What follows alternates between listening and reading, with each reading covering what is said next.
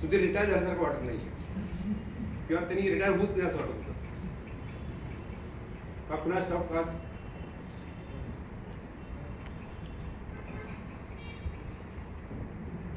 थोडं वाईट वाटतंय किंवा दाखवून आलं मला.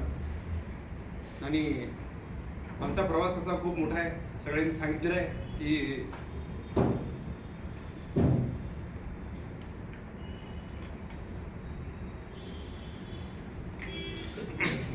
गायकवाड साहेबांनी कुठली कुठली कामं कशा प्रकारे केली, त्यांच्या हेल्थ राज काय, त्यांचं फिटनेस राज काय, किंवा ते नेहमी अपडेट असतात. नवीन नवीन कल्पना, नवीन नवीन आयडिया त्यांनी महापालिकेला दिल्या, त्या राबवल्या.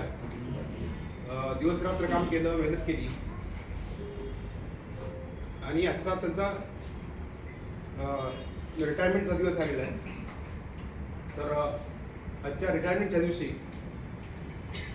कामाबद्दल तर सगळ्यांना माहितीच आहे, पण त्यांचं स्वभाववर्णन करायचं झालं तर ते सगळ्यांना मिळून मिसळून घेणार होते. असं नाही की हा जवळचा आहे, हा लांबचा आहे, हा छोटा आहे.